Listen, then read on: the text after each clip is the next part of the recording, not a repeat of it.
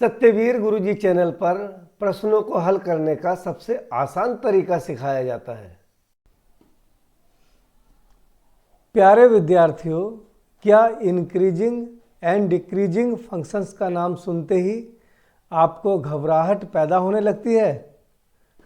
तो घबराने की ज़रूरत नहीं।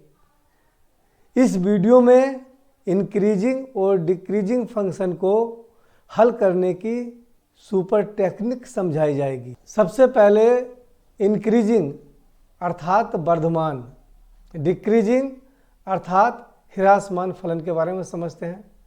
ग्राफ के माध्यम से समझते हैं। ये पहला ग्राफ है,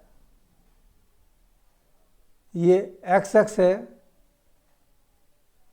ये वाई एक्स है। एक ग्राफ का वक्र मैंने बनाया है, वक्र का ग्राफ खींचा है एक। माना यहाँ पर एक बिंदु ए है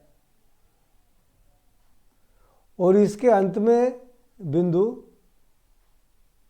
बी है। ये अंतराल हो गया जिसके बीच में हमें ग्राफ का नेचर देखना है। इस ग्राफ पर दो बिंदु x1 और x2 लेते हैं।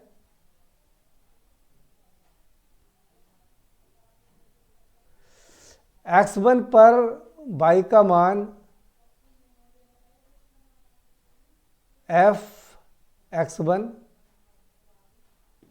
क्योंकि y(x) जो है f(x) के बराबर है, f(x) मानते हैं, f(x) बराबर y होता है।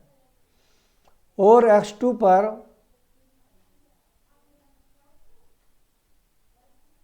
y(x) पर इसका मान है f(x2).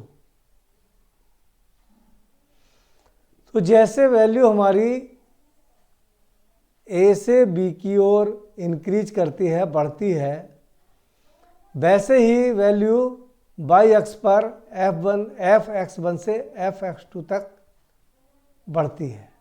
अर्थात x का मान बढ़ाने पर y का मान बढ़ता है। ऐसे फंक्शंस को जो इस प्रकार का ग्राफ देते हैं उन्हें हम बोलते हैं निरंतर वर्धमान फलन या स्ट्रक्टरली इंक्रीजिंग फंक्शन। इन्हें हम बोलते हैं निरंतर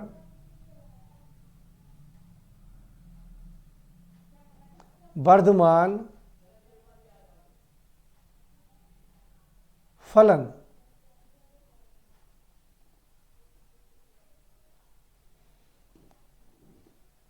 अब दूसरे ग्राफ को देखते हैं।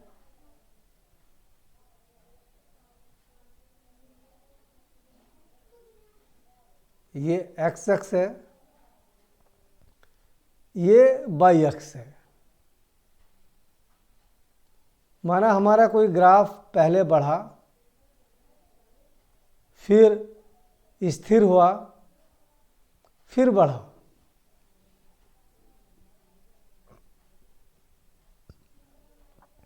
इसमें एक स्टार्टिंग पर हमने पॉइंट ए माना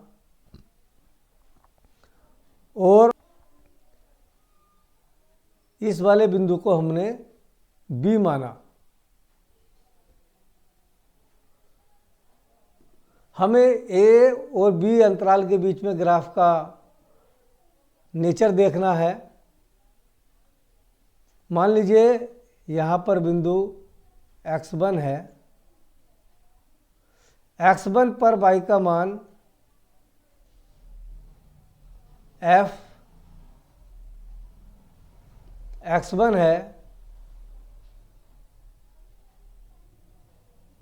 और ये बिंदु x2 है। x2 पर y का मान अगर हम y अक्ष पर लंब गिरेंगे तो ये f(x2) है। फिर अगला बिंदु हम इस स्थान पर x3 लेते हैं तो x3 पर भी y का मान f(x2) के बराबर है। तो f(x2) और f(x3) पर मान बराबर है, तो ये x2 से x3 के बीच का जो ग्राफ है ये हमें बताता है यहाँ पर y की वैल्यू कांस्टेंट रहती है, अचर रहती है। a से लेकर x2 तक y की वैल्यू बढ़ रही है और x2 से x3 तक y की वैल्यू अचर है, वही की वही है, बिल्कुल नहीं बढ़ रही। और फिर x3 से b तक y की वैल्यू बढ़ रही है। इस प्रकार के फलन जिसमें y x के साथ साथ y का मान बढ़ता है, स्थिर रहता है और फिर बढ़ता है, कहलाते हैं वर्धमान फलन।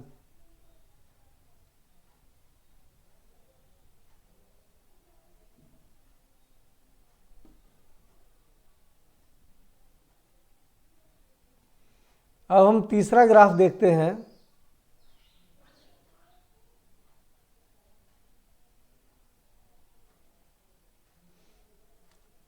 x, y, इस ग्राफ का जो वक्र है वो नीचे की ओर आ रहा है। इस स्थान को हम बिंदु ए मान लेते हैं और आखिरी वाले बिंदु को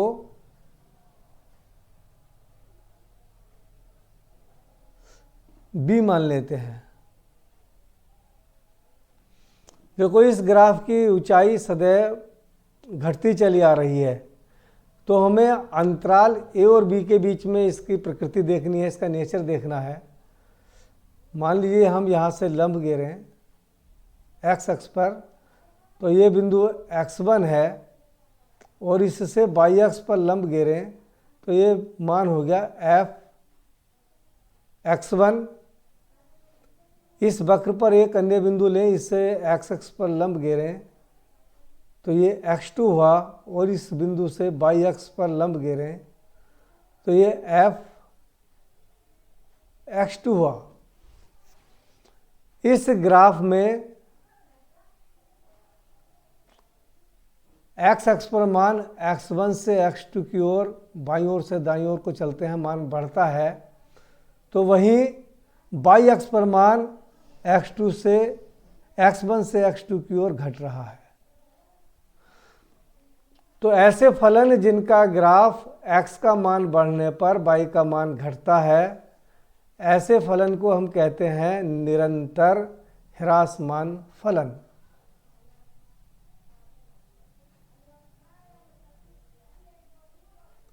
निरंतर ह्रासमान फलन। अब चौथा ग्राफ देखते हैं।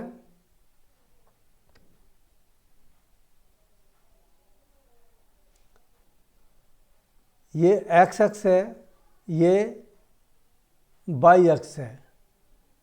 कोई ग्राफ है, पहले नीचे की ओर घटता है, फिर x अक्ष के समांतर चलता है, स्थिर रहता है और उसके बाद में फिर घटता है। इसमें स्टार्टिंग पॉइंट को यदि हम a माने और अंतिम पॉइंट को b माने तो हमारा अंतराल हुआ a से b। इसके बीच हम इस पर विभिन्न पॉइंट लेते हैं। ये x1 पॉइंट है, इस बिंदु को हम x2 कहते हैं, x3 और x4। x1 पर ग्राफ की ऊंचाई ज़्यादा है और y अक्ष पर इसका मान है f(x1). x2 पर f(x2) और x3 पर भी वही है, f(x2) के बराबर, हम इसे f(x3) कह लेंगे। तो f(x3) और f(x2) जो है आपस में बराबर हैं। इसमें y के मान में कोई भी परिवर्तन नहीं होता, अचर रहता है, कांस्टेंट रहता है। और x3 से b के बीच में हम x4 पॉइंट लेते हैं और x4 पॉइंट को जहाँ पर ये ग्राफ को क्रॉस करता है तो वक्र पर से y अक्ष पर लंब डालते हैं तो ये पॉइंट आया हमारा f(x4). तो हम देखते हैं कि जैसे जैसे x की वैल्यू तो बढ़ रही है बाईं से और दाईं ओर जाने पर, लेकिन y अक्ष पर y का मान घट रहा है और कहीं पर ये स्थिर है। यहाँ पर स्थिर भी है और ये घट रहा है, जैसे इस वाले ग्राफ में ये स्थिर था और घट रहा था, स्थिर था और बढ़ रहा था। यहाँ पर घट रहा है और स्थिर है। तो ऐसे फलन को हम कहते हैं ह्रासमान फलन।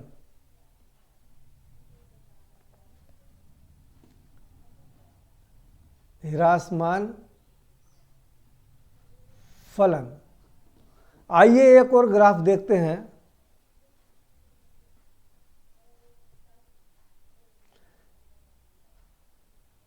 एक और ग्राफ है x और y।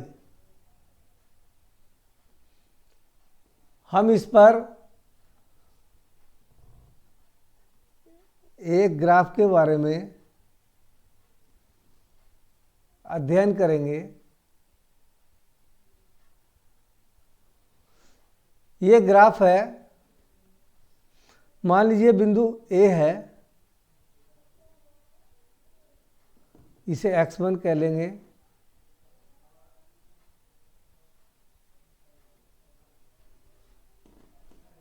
इसे f(x1) कहेंगे। ये बिंदु बीच का है, ये x2 है, इसे f(x2) कहेंगे। और एक बिंदु और लेते हैं इस पर x3,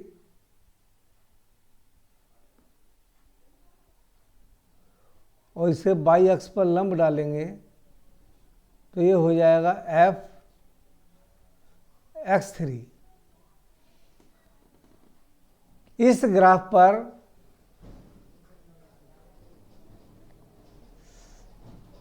x1 से x2 की ओर तो मान बढ़ रहा है, लेकिन ग्राफ की ऊंचाई घट रही है। तो ये जो लाल हिस्सा दिखाया गया है ये स्ट्रिक्टली या निरंतर ह्रासमान फलन का है, और यहाँ से यहाँ तक को इसकी ऊंचाई बढ़ रही है। x का मान बढ़ रहा तो y की ऊंचाई फिर बढ़नी शुरू हुई। तो ये स्ट्रिक्टली या निरंतर वर्धमान फलन है। ऐसे फलन को हम कहते हैं ये ना तो वर्धमान है और ना ही ह्रासमान है।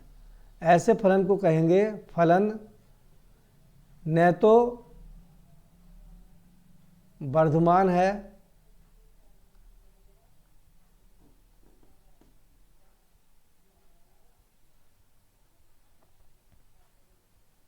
और न ही ह्रासमान है।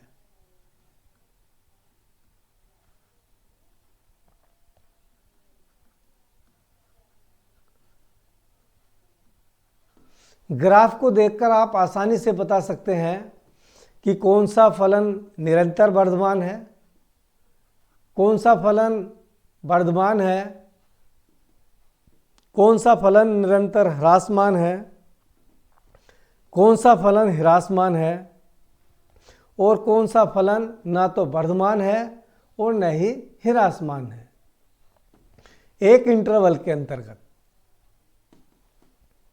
लेकिन हमें अपकलन के अनुप्रयोग में ग्राफ बनाकर ये प्रश्न हल नहीं करने हैं। ग्राफ से केवल आपको इनकी प्रकृति समझा रहा था, वर्धमान और ह्रासमान फलनों को स्पष्ट कर रहा था। उसके लिए ये पहला जो फलन हम इस पर एक बिंदु लेते हैं, इस बिंदु पर स्पर्श रेखा खींचते हैं। स्पर्श रेखा एक्स अक्ष को जिस स्थान पर काटती है, यह एक्स अक्ष की धन दिशा से जो कोण बनाती है थीटा, यह न्यून कोण होता है और इसका मान 90 अंश से कम होता है। रेखा की प्रवणता m बराबर होती है tan थीटा और 0 से 90 के बीच में tan थीटा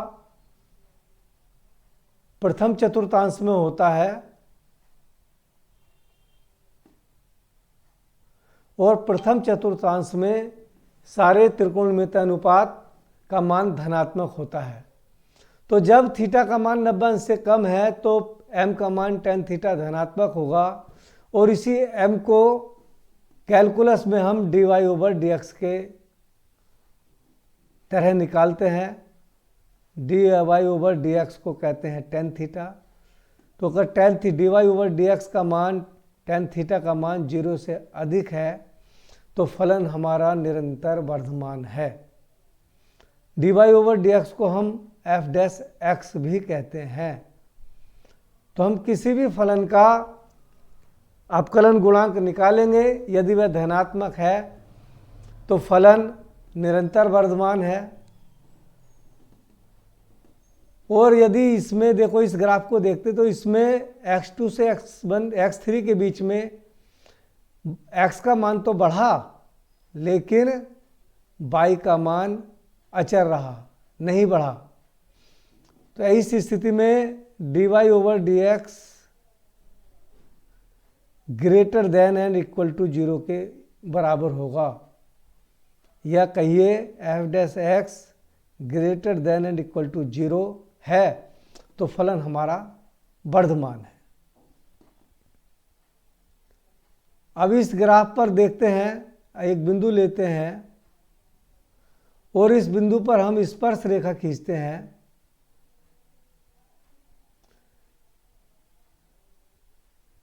यह रेखा x अक्ष को धन x अक्ष की दिशा से जहाँ पर काटती है तो वहाँ पर जो कोण बनता है वो थीटा जो है वो ग्रेटर देन 90 अंश होता है, अर्थात 90 अंश से ज़्यादा होता है, अधिक कोण होता है, 90 से 180 के बीच में होता है। क्योंकि 90 से बड़ा जो कोण है वो द्वितीय चतुर्थांश में आता है, सेकंड क्वाड्रेंट में आता है और सेकंड क्वाड्रेंट में tan थीटा का मान ऋणात्मक होता है।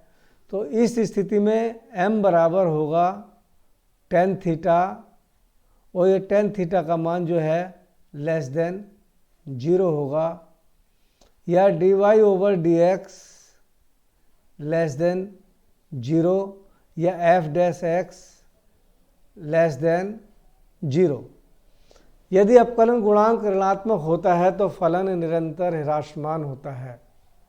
साथ ही यदि dy/dx का मान लेस देन और इक्वल टू 0 हो, क्योंकि इसमें ये अचरता आई, एक ग्राफ थोड़ी देर के लिए अचर चला, x अक्ष के समांतर चला तो ये 0 के बराबर भी है प्रवणता। जब x अक्ष के समांतर कोई वक्र होता है उसकी प्रवणता 0 होती है, या f' less than and equal to 0 तो फलन ह्रासमान होता है। जब फलन एक अंतराल में ह्रासमान और वर्धमान दोनों हो तो ऐसे फलन को हम कहते हैं फलन न तो वर्धमान है न ही ह्रासमान है। ये कॉन्सेप्ट आपके समझ में आ गया होगा और हम कुछ प्रश्न हल करते हैं जिससे आपके समझे हुए वर्धमान और ह्रासमान फलन सही तरीके से आ जाए। तो चलो पहला प्रश्न हल करते हैं।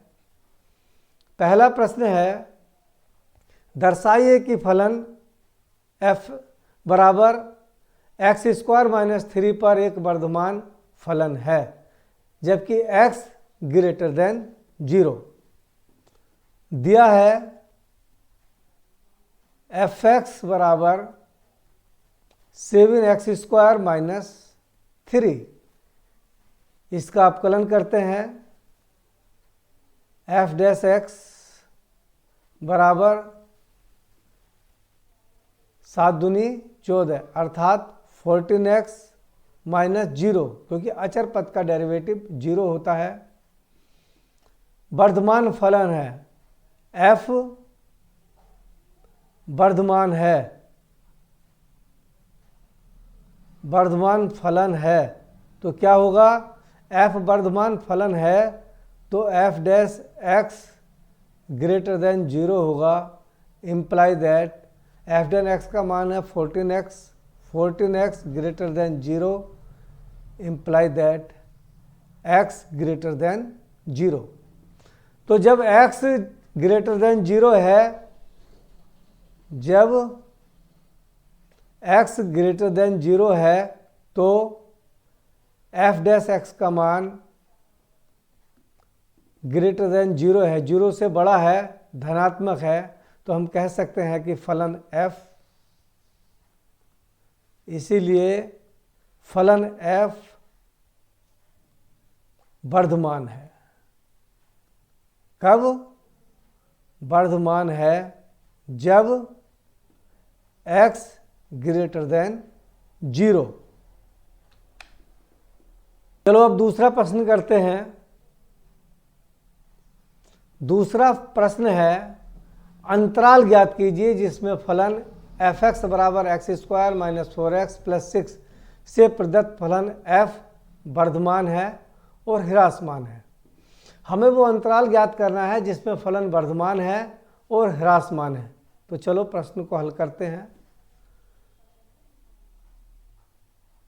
F x is equal to x square minus 4x plus 6, x के सापेक्ष अपकलन करेंगे।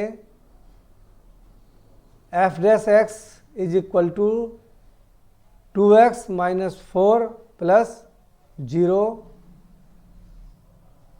F dash x is equal to 2 common निकाल देंगे, x minus 2।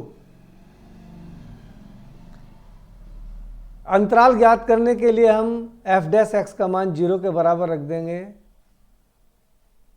F dash x is equal to 0 पर हम x के मान ज्ञात करेंगे। Imply that 2 into x minus 2 is equal to 0 या x minus 2 is equal to 0, x is equal to 2। यदि हम नंबर लाइन बनाए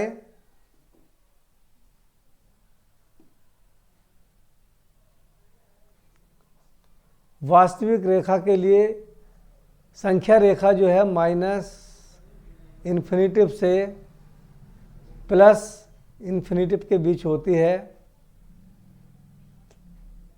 ये बीच में 0, 1, 2, 3 डॉट डॉट डॉट एंड सोन, ऐसी -1, -2, -3 डॉट डॉट डॉट माइनस अनंत तक। इस पर x का मान हमारे 2 आया, तो यहां पर 2 अंतराल बनते हैं, एक जो 2 से ज्यादा है, एक जो 2 से कम है। तो हमारा ये पहला अंतराल बना माइनस इन्फिनिटिव से 2 और दूसरा अंतराल बना 2 से इन्फिनिटिव तक। तो हमें देखना है किस अंतराल में इसका मान धनात्मक है, किस में इसका मान, किस में वर्धमान है, किस में ह्रासमान है। तो एफ डैश एक्स का मान जो है वो एफ डैश एक्स से देखा जाएगा। एफ डैश एक्स का मान हमारा 2 इंटू एक्स माइनस 2 है। तो इस बिंदु पर जो है ये एफ डैश एक्स का मान 0 होगा जब एक्स का मान 2 से बड़ा है। एफ डैश एक्स अंतराल 2 से अनंत में 0 से ज़्यादा है, तो हम कह सकते हैं कि 2 से इन्फिनिटी में फलन f वर्धमान है।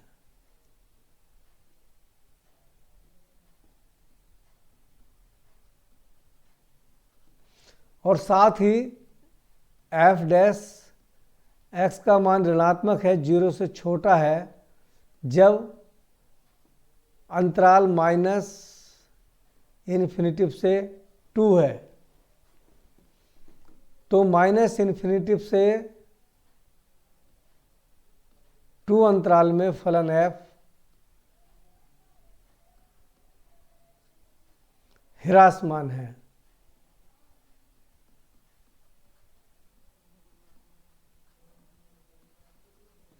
तो ये अंतराल ज्ञात हो गए माइनस इन्फिनिटी से 2, जहाँ पर फलन ह्रासमान है, और 2 टू इन्फिनिटी जहाँ पर फलन वर्धमान है। अब अगला प्रश्न देखते हैं। f(x) बराबर cos(x) पाई से 2 पाई में वर्धमान है। ये हमें दिखाना है, सिद्ध करना है। तो चलो प्रश्न हल करते हैं। f(x) बराबर cos(x), अवकलन करेंगे x के सापेक्ष। f डैश x बराबर cos(x) का होता है माइनस के sin x।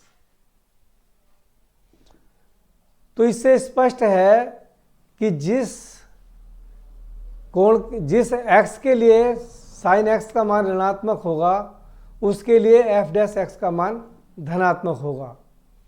तो चलो देखते हैं कि साइन कब कब ऋणात्मक होता है और कब धनात्मक होता है।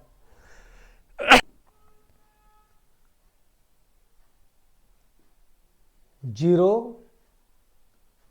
π/2, पाई, 3π/2 और 2 पाई। तो पहले चतुर्थांश में फर्स्ट क्वाड्रेंट में ऑल पॉजिटिव होते हैं, सभी धनात्मक होते हैं, और π/2 से पाई में केवल साइन और कोस, साइन और कोशेक धनात्मक होते हैं। थर्ड क्वाड्रेंट में पाई से 3 पाई में टेन और कोट धनात्मक होते हैं, और फोर्थ क्वाड्रेंट में कोस और सेक पॉजिटिव होते हैं। हमें अंतराल देखना है साइन का कि पाई से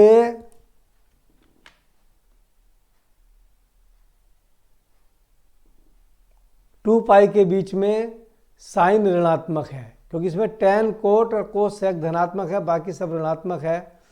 तो इसमें जो साइन है ये ऋणात्मक है, तो हम लिख देंगे, हमें पाई से 2 पाई के बीच का चाहिए था, कि पाई से 2 पाई, अंतराल पाई से 2 पाई में साइन x ऋणात्मक होता है, अर्थात साइन x लेस देन 0। और जब साइन x का मान 0 से छोटा है, ऋणात्मक है, इसीलिए f dash x greater than 0 होगा। तो कह सकते हैं पाई से 2 पाई के बीच फंक्शन या फलन f वर्धमान है। यही हमें सिद्ध करना था। अगला प्रश्न लेते हैं, वह अंतराल ज्ञात कीजिए जिसमें फलन f(x) बराबर 3x³ - 3x² - 36x +7 वर्धमान है। तो चलो प्रश्न हल करते हैं। fx is equal to 3x cube minus 3x square minus 36x plus 7। x के सापेक्ष इसका अवकलन करेंगे तो f dash x is equal to 3 तिया 9 9x स्क्वायर माइनस 3 2 जा 6x माइनस 36 प्लस अचर पद का 0। f dash x is equal to सभी पदों में 9 कॉमन निकाल देंगे। 9 कॉमन निकाला तो x square minus 6/9x minus 9 चौक 36 4। f dash x is equal to 9 x square minus 3 से डिवाइड हो जाएगा 2y3x माइनस के 4। फलन वर्धमान होगा यदि फलन f वर्धमान होगा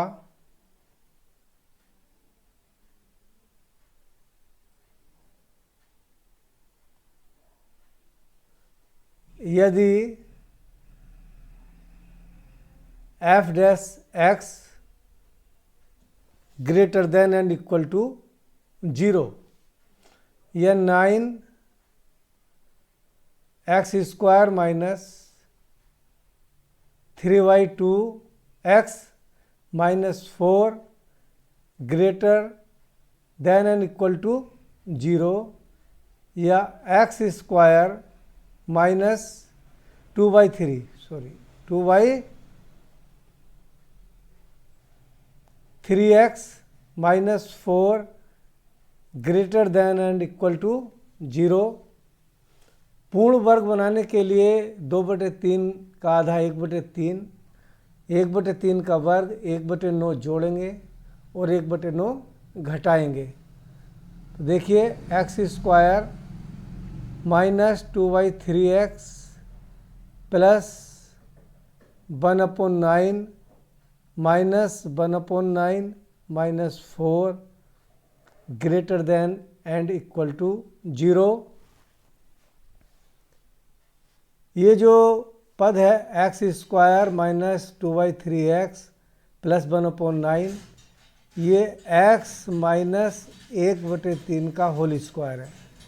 यदि हम इसे खोलेंगे तो पहले पद का वर्ग x स्क्वायर, दूसरे पद का वर्ग 1/3 माइनस दोनों की गुणा का दुगना तो 2/3x आ जाएगा। माइनस एलसीएम लेंगे 1/9 और 1/4 को, माइनस हमने बाहर निकाल दिया, ब्रैकेट लगाएंगे तो अंदर संख्याएं धनात्मक हो जाएंगी। 1 माइनस माइनस प्लस हो जाएगा क्योंकि बाहर माइनस को मन गया। 9 चौक 36 अर्थात 36 greater than and equal to 0 या x माइनस 1/3 का whole square minus 37/9 is equal to and greater than 0 या x माइनस 1/3 का whole square greater than and equal to 37/9। वर्गमूल लेंगे दोनों पक्षों का।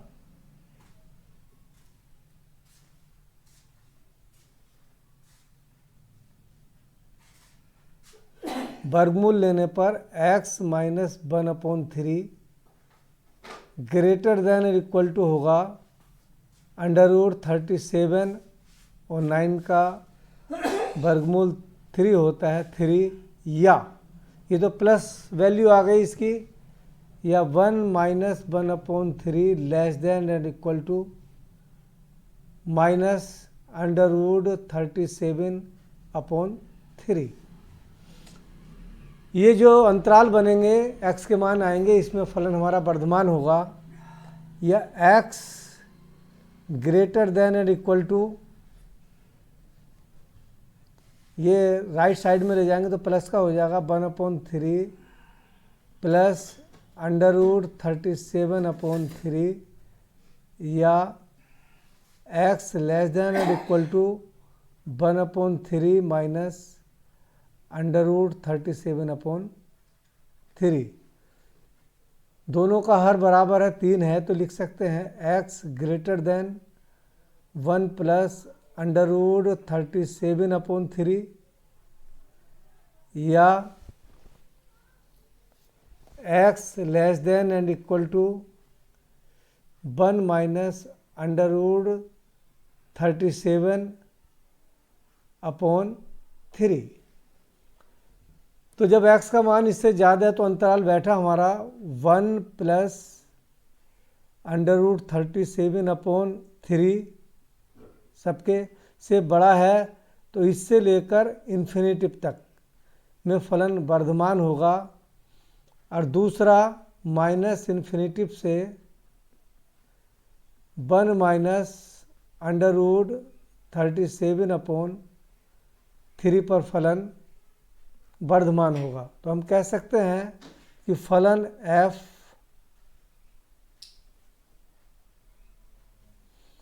Minus infinitive 1 minus √37/3 union 1 plus √37/3 to infinitive में वर्धमान है। तो हमें अंतराल ज्ञात करना था जिसमें फलन वर्धमान है, तो वो अंतराल है माइनस अनंत से 1 माइनस √37/3 यूनियन 1 प्लस √37/3 से अनंत। तो अगला प्रश्न देखते हैं। a का वह न्यूनतम मान ज्ञात कीजिए जिसके लिए अंतराल 1-2 में फलन f(x) x² plus ax plus 1 से प्रदत्त फलन वर्धमान है। ये जो अंतराल दे रखा है, इंटरवल दे रखा है, ये क्लोज इंटरवल दे रखा है। चलो पहले इंटरवल समझ लेते हैं। क्लोज इंटरवल क्या होता है और ओपन इंटरवल क्या होता है। ये 1 और 2 ये क्लोज इंटरवल है। इसका मतलब है कि x का मान x से बड़ा है और x के बराबर भी है, और 2 से छोटा है, 2 के बराबर भी है। और ओपन इंटरवल में क्या होता है कि एक जो है x से बड़ा है और 2 से छोटा है। तो क्लोज इंटरवल में जो अंत्य बिंदु हैं 1 और 2 ये भी इंक्लूड रहते हैं। ओपन इंटरवल में ये दोनों बिंदु इंक्लूड नहीं रहते। तो चलो प्रश्न को हल करते हैं। इसे समझने के बाद दिया है f(x) is equal to x² plus ax plus 1। x के सापेक्ष इसका अवकलन करेंगे तो f' is equal to 2x plus a plus अचर पद है 1, इसका 0 1 का, f' is equal to 2x plus a। अंतराल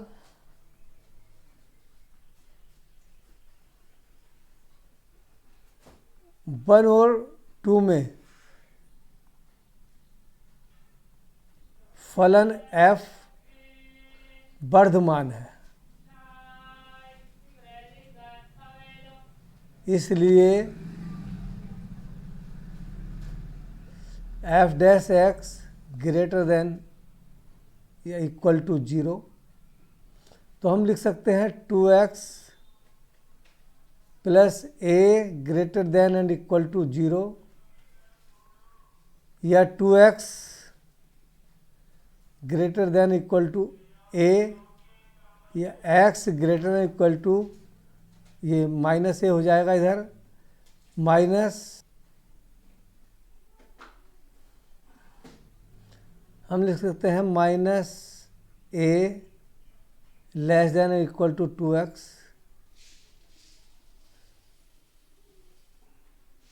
अंतराल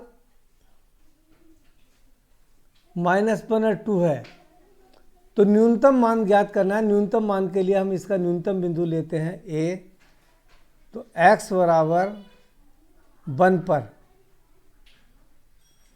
x बराबर 1 पर a का मान ज्ञात करेंगे, तो minus a less than and equal to 2 into 1,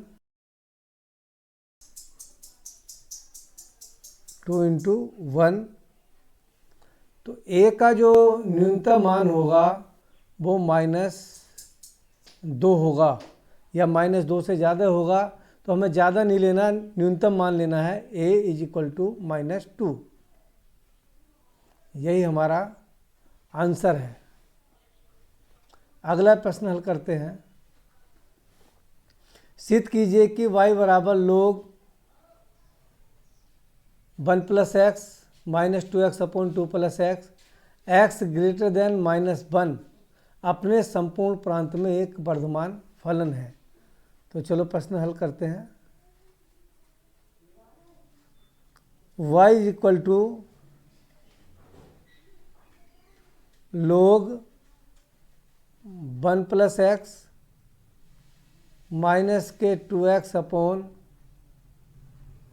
2 plus x, kiln करते हैं dy over dx is equal to log 1 plus x का होगा 1 upon 1 plus x minus 2x upon 2 plus x का भागफल के नियम से अपकलन करेंगे हर 2 प्लस एक्स, अंश का अपकलन गुणांक 2x का 2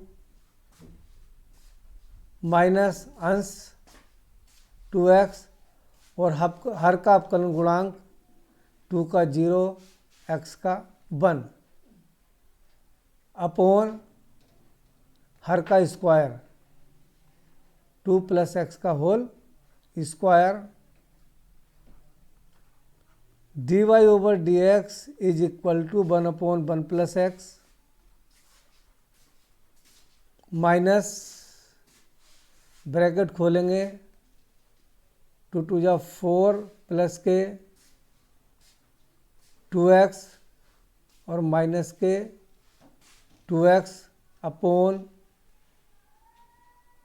2 प्लस एक्स का होल स्क्वायर, प्लस 2x से माइनस 2x कैंसिल हो जाएगा,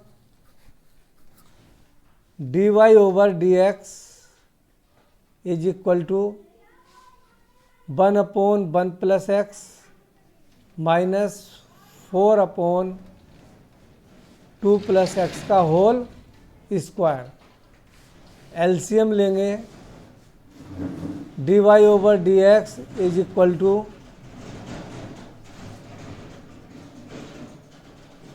1 प्लस एक्स 2 प्लस एक्स का होल स्क्वायर, इसकी गुणा 1 में करेंगे 1 में करेंगे तो 2 प्लस एक्स का whole square minus 4 into 1 plus x,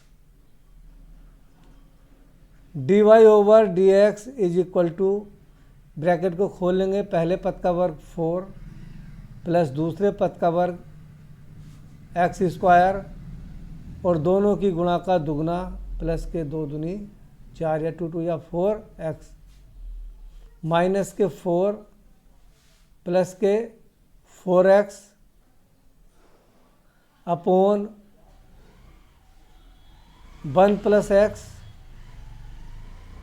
2 plus x का होल स्क्वायर, प्लस 4 से माइनस 4 कैंसिल हो जाएगा, प्लस 4x से माइनस 4x कैंसिल हो जाएगा। dy over dx is equal to x square upon 1 plus x 2 plus x का whole square. X greater than -1 के लिए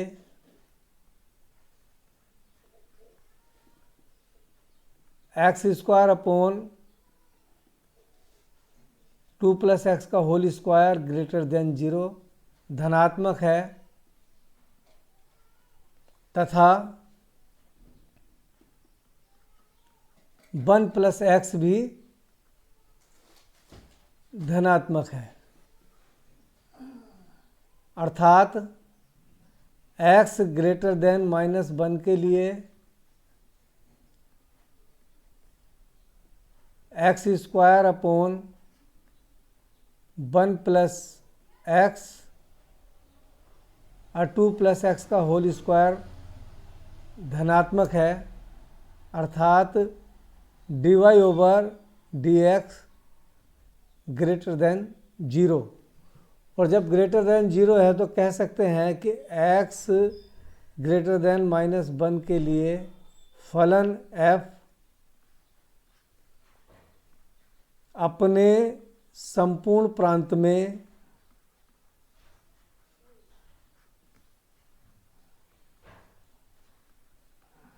वर्धमान है, वर्धमान फलन है।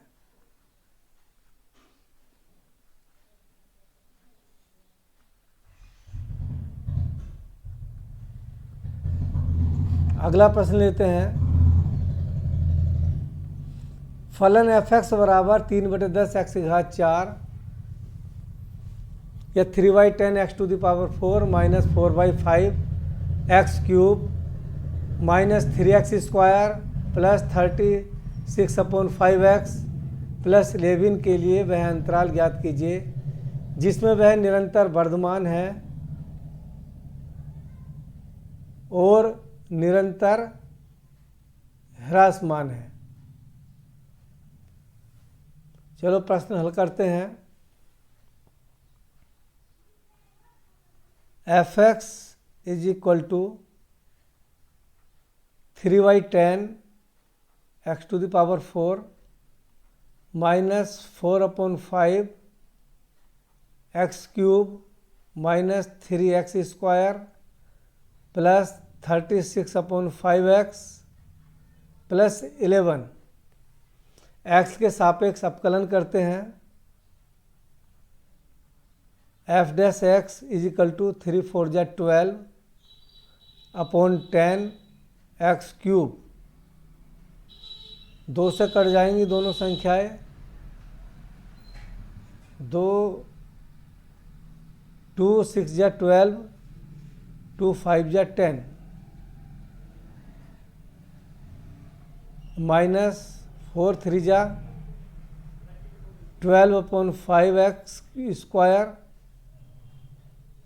Minus 3 2 = 6x plus 36/5 plus 0। चूँकि 11 अचर है, कांस्टेंट है, इसलिए इसका अपकलन गुणांक 0 होगा। f(x) इज इक्वल टू 6/5 सब में से कॉमन निकाल देंगे। 6/5 कॉमन निकाला तो x क्यूब माइनस के 2x स्क्वायर, यहाँ पर 5 नहीं है, 5 से मल्टीप्लाई 5 से डिवाइड करेंगे और 6/5 निकालेंगे तो माइनस 5x बचेगा प्लस के 36 के बाद 6 आएगा, 5 बाहर निकल जाएगा तो 6 या f(x) is equal to x cube minus के 2x स्क्वायर माइनस के 5x प्लस 6। x का मान ज्ञात करने के लिए f(x) को 0 के बराबर रख देंगे। f(x) is equal to 0। x के मान ज्ञात करने के लिए यस imply that 6/5 x cube minus के 2x स्क्वायर माइनस के 5x plus 6 is equal to 0, x cube minus के 2x स्क्वायर माइनस के 5x plus 6 is equal to 0। हम 6 के जो गुणनखंड है वाज्य गुणनखंड +-1 +-2 +-3 रख के देखेंगे कौन समीकरण को संतुष्ट करता है x बराबर 1 रखने पर।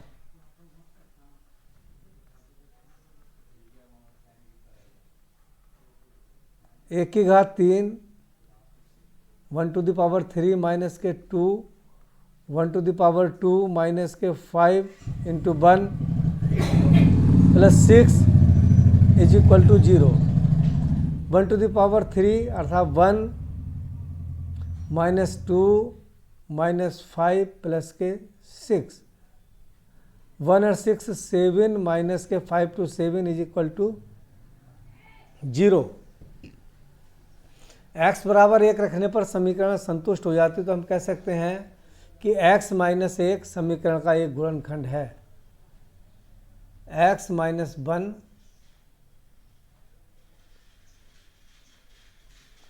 समीकरण का एक गुणनखंड या फैक्टर है। समीकरण को x माइनस 1 से भाग करेंगे अन्य गुणनखंड निकालने के लिए। एक्स क्यूब माइनस के 2x स्क्वायर माइनस के 5x प्लस के 6, x माइनस 1 से डिवाइड करेंगे।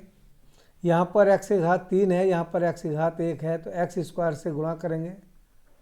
x स्क्वायर की गुणा x में करें तो x की पावर 3 माइनस के x स्क्वायर, घटाने के लिए नीचे वाली संख्या के चिन्ह बदल जाएंगे, माइनस प्लस, ये कट जाएंगे, एक प्लस का एक माइनस का सेम घात है, सेम पद है।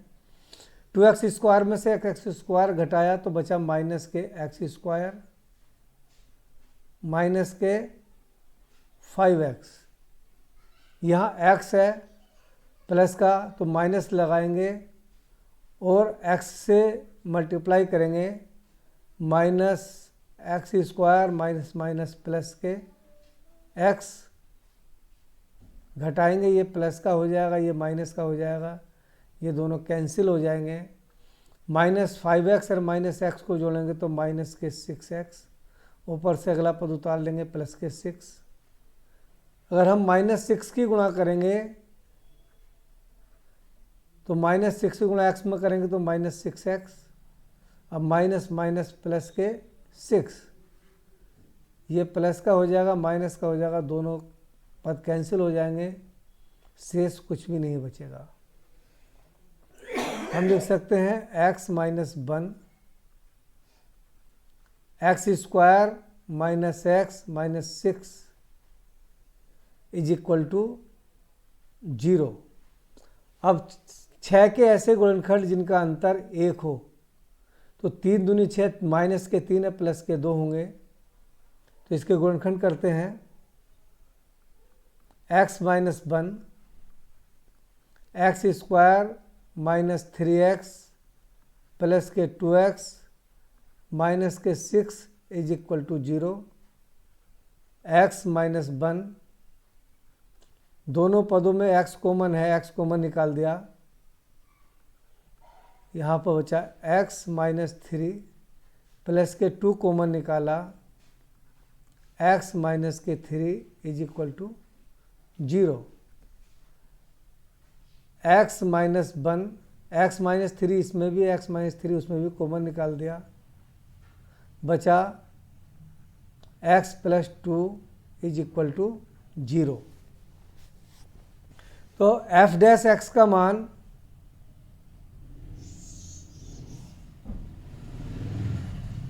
x माइनस 1 x माइनस 3 और x प्लस 2 हुआ। जब x माइनस 1 बराबर 0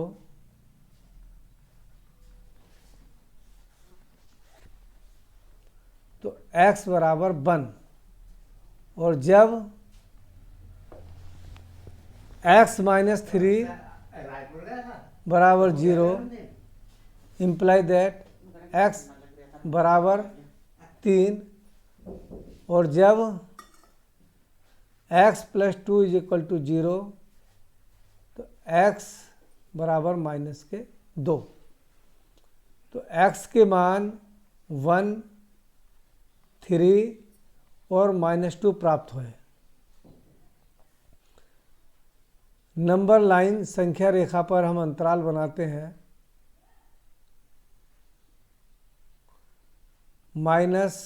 -इन्फिनिटिव से +इन्फिनिटिव के बीच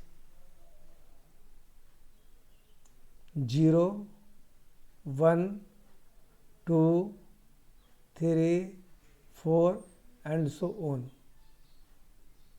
-1, -2, -3, -4 डॉट डॉट डॉट। तो हमारे x के मान एक तो आया 1,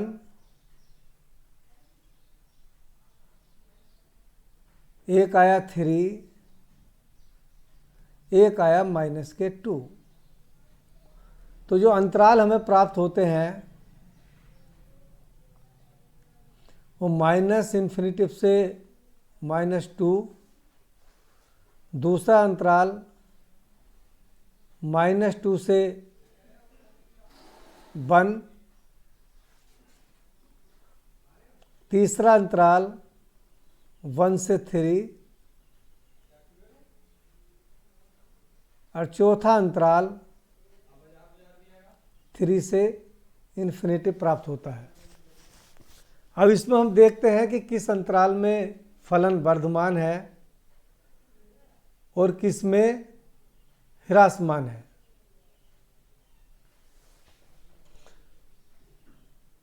तो -इन्फिनिटी और -2 के बीच में -3 आता है। -3 बिलोंग्स टू -इन्फिनिटी से -2। हम f' का मान निकालेंगे x इज इक्वल टू -3 पर। x minus 1, x minus 3, x plus 2। जब x बराबर -3 रखेंगे तो देखते हैं इसका चिन्ह क्या आता है। x minus 3 is equal to -3 -1 -3 -3 plus 2 imply that -4 into -6 into -1। तो 4 छंग 24, ही कहना 24, माइनस के 24 लेस देन 0। तो अंतराल -इन्फिनिटी से 2 में फलन ह्रासमान है। पहली बात तो ये आई, -इन्फिनिटी से -2 में फलन f ह्रासमान है। अब दूसरा अंतराल देखते हैं। -2 और -1 के बीच में 0 है, तो हम कह सकते हैं कि 0 बिलोंग्स टू -2 to 1। तो इसमें हम f0 पर फलन का मान ज्ञात करते हैं। f' का f'0 is equal to 0 minus 1 into 0 minus के 3 इंटू 0 प्लस के 2।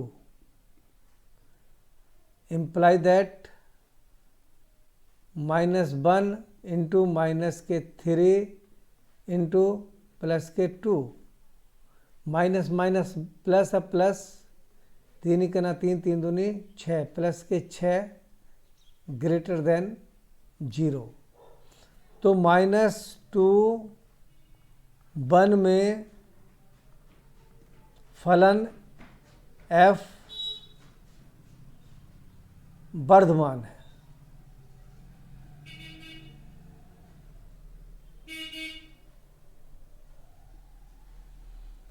अब 1 से 3 में देखते हैं, तो 1 से 3 के बीच में 2 आ रहा है, तो हम लिखेंगे 2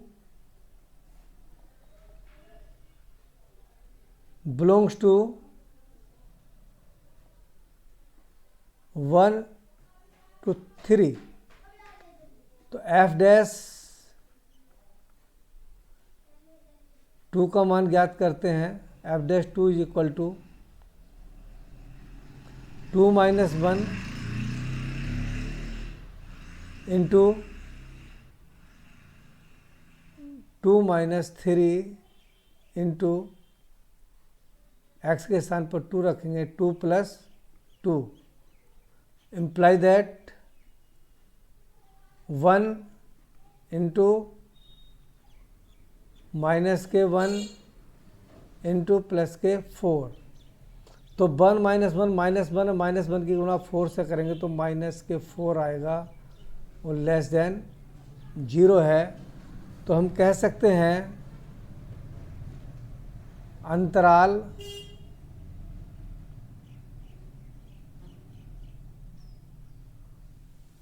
एक से 3 में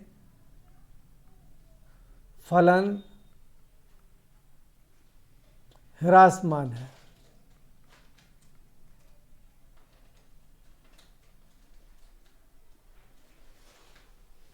अब अगला अंतराल लेते हैं, 1 2 3 4, अंतिम अंतराल है 3 to ∞। तो 3 to ∞ में बहुत सारी संख्याएं आते हैं, हम 4 लेते हैं। मान लीजिए 4 बिलोंग्स टू 3 to ∞। तो f डैश 4 का मान निकालेंगे, 4 - 1 into 4 - 3 into 4 + 2 imply that 3 into 4 में 3 गया 1 इंटू 6 imply that 3 1 जा 3, 3 6 जा 18, 18 ग्रेटर देन 0 होता है, धनात्मक होता है। तो अंतराल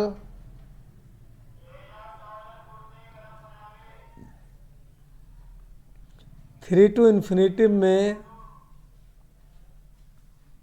फलन f वर्धमान है।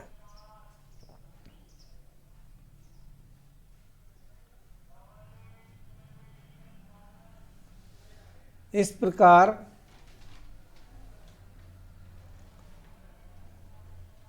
-∞ से -2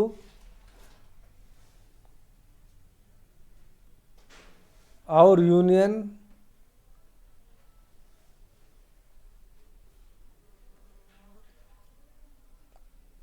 वन से 3 में फलन ह्रासमान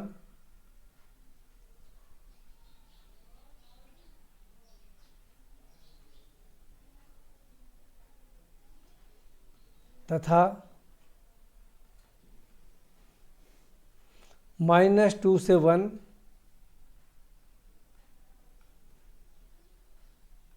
यूनियन 3 to ∞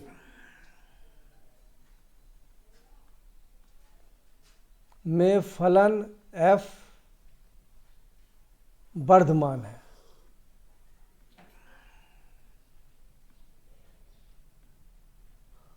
तो बहुत अच्छा प्रश्न था ये हुआ। 8वां प्रश्न है फलन f(x) बराबर 4x cube minus 6x square minus 7x plus 30 के लिए अंतराल ज्ञात कीजिए जिसमें फलन f(x) वर्धमान है और ह्रासमान है। तो चलो प्रश्न हल करते हैं। दिया है f(x) is equal to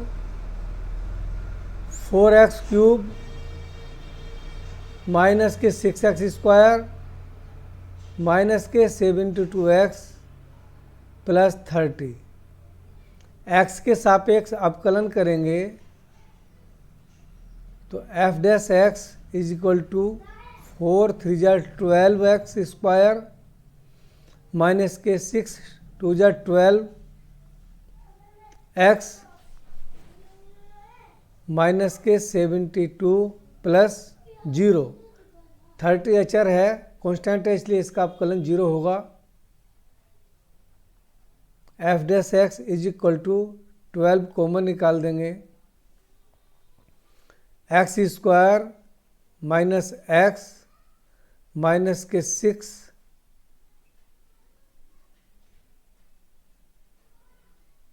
f dash के x के मान निकालने के लिए हमें देखना कि इसमें वर्धमान ह्रासमान है।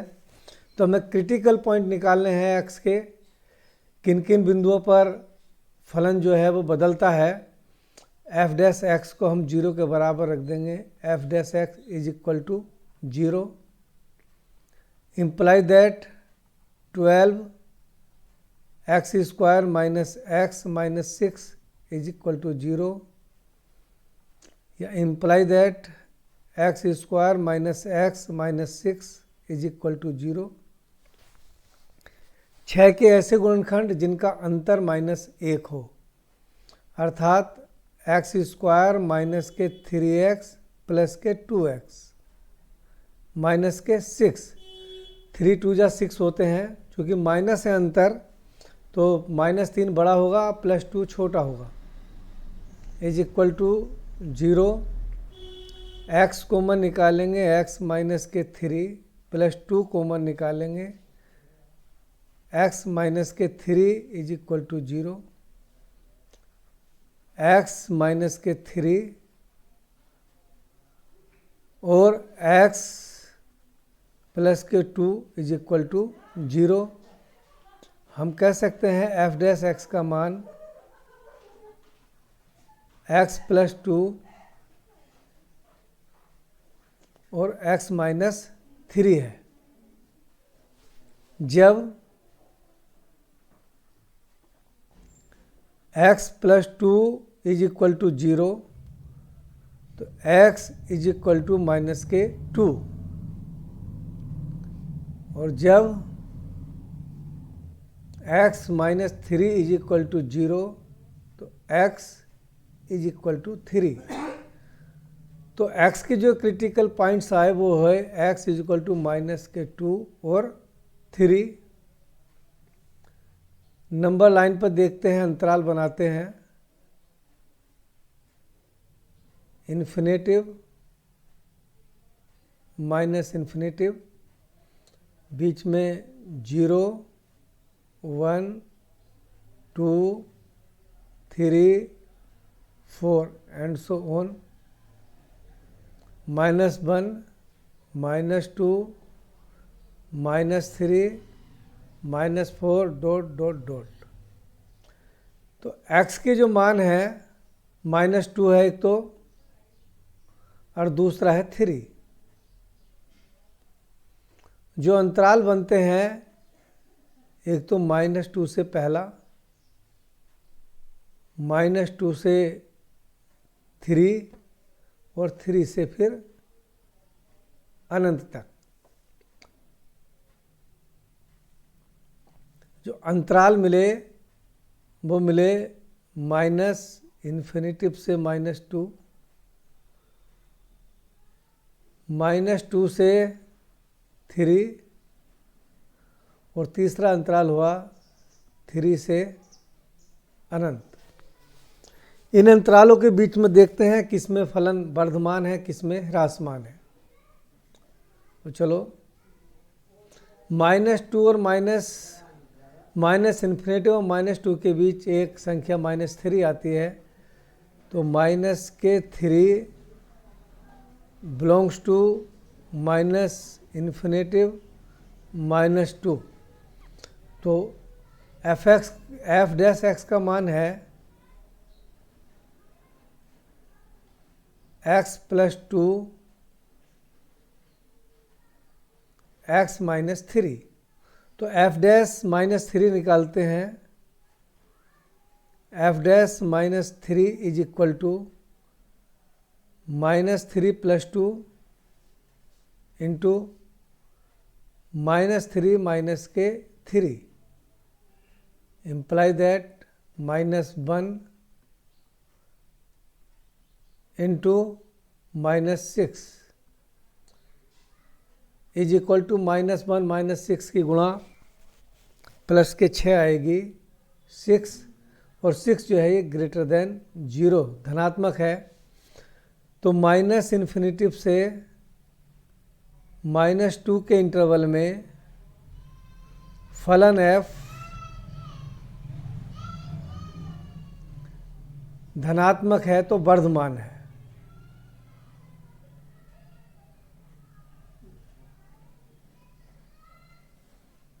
अगला अंतराल लेते हैं। -2 और 3 के बीच में 0 संख्या आती है, तो हम लिखेंगे 0 बिलोंग्स टू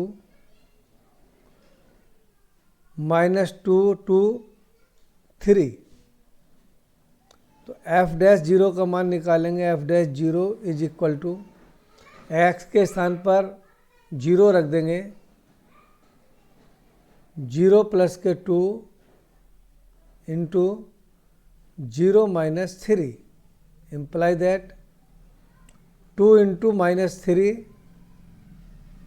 दोनों संख्याओं के चिन्ह असमान हैं, तो गुणनफल माइनस आएगा।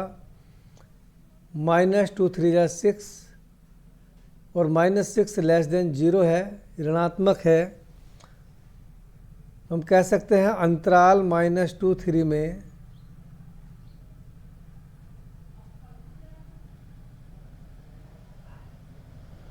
फलन f ह्रासमान है।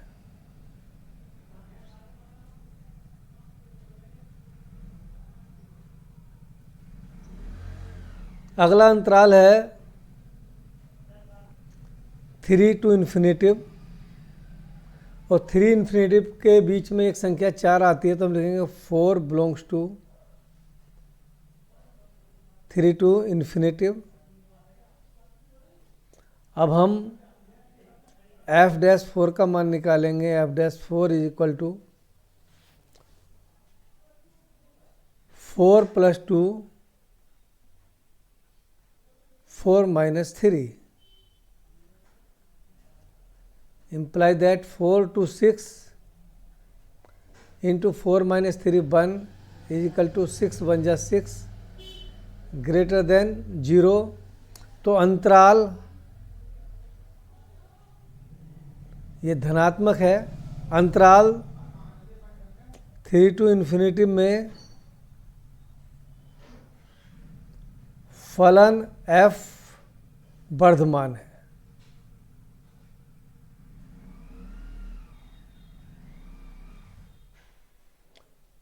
प्रश्न में -इन्फिनेटिव और -2 में फलन वर्धमान है, और 3 to इन्फिनेटिव में फलन वर्धमान है, तो हम कह सकते हैं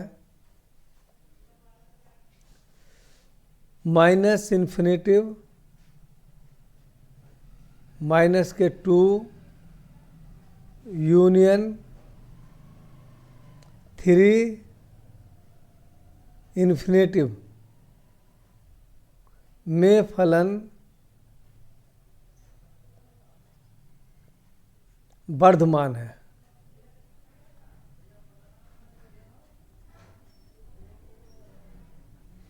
और -2 और 3 में फलन एफ ह्रासमान है।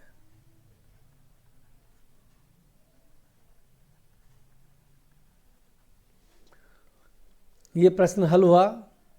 अब अंतिम प्रश्न करते हैं। सिद्ध कीजिए कि 0, 1 में फलन F x square minus x plus 1 से प्रदत्त फलन न तो वर्धमान है और न ही ह्रासमान है।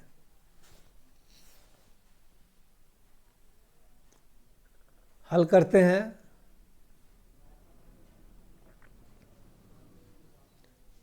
F x is equal to x square minus x plus 1, x के सापेक्ष अवकलन करेंगे तो f dash x is equal to 2x minus 1 plus 1 अचर है 0।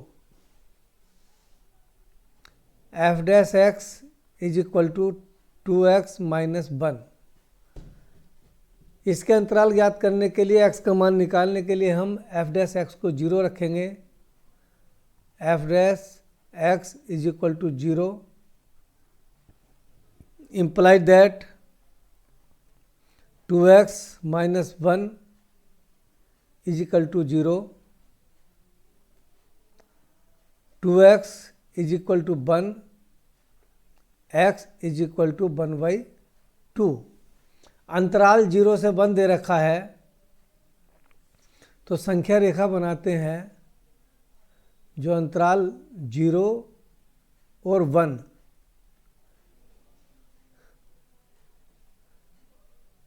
0 से 1 के बीच में एक पॉइंट हमारा आया 1/2, तो ये दो अंतरालों में विभक्त हो गया 0 से 1/2 और 1/2 से 1। तो इन्हीं दोनों अंतरालों में देखते हैं कि फलन हमारा वर्धमान है या ह्रासमान है। अंतराल 0 से 1/2 में वर्धमान और ह्रासमान की जांच करेंगे। वर्धमान और ह्रासमान की जांच।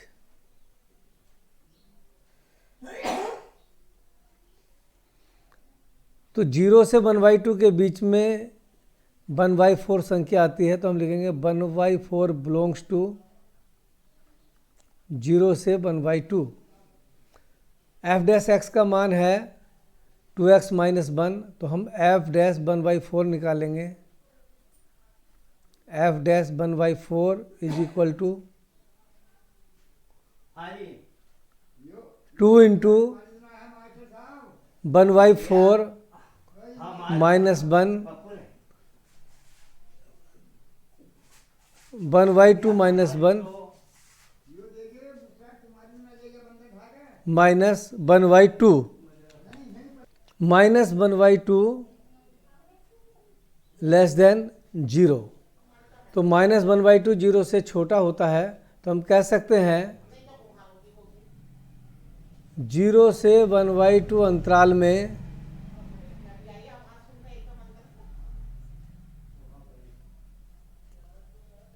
फलन f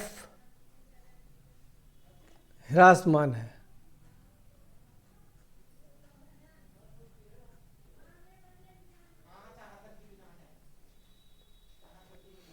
वन बाई टू से 1 के बीच 3/4 संख्या आती है तो हम लिखेंगे 3/4 बिलोंग्स टू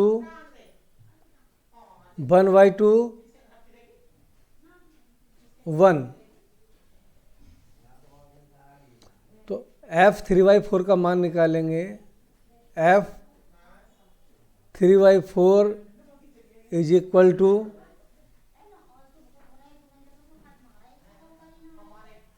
2 इंटू 3/4 माइनस 1, यहाँ से x का मान रख देंगे इसमें। 2 2 जा 4, f 3/4 is equal to 3/2 minus 1, LCM लेंगे 2, 3 माइनस 1 या f 3/4 is equal to 1/2 greater than 0।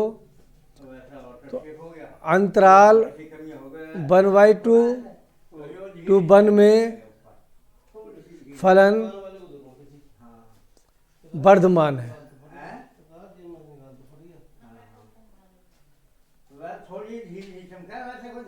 हम कह सकते हैं कि पूरे अंतराल 0 से 1 में फलन,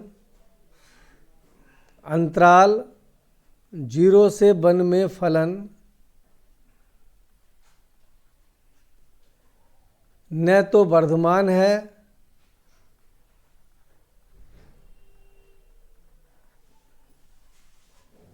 और न ही ह्रासमान है।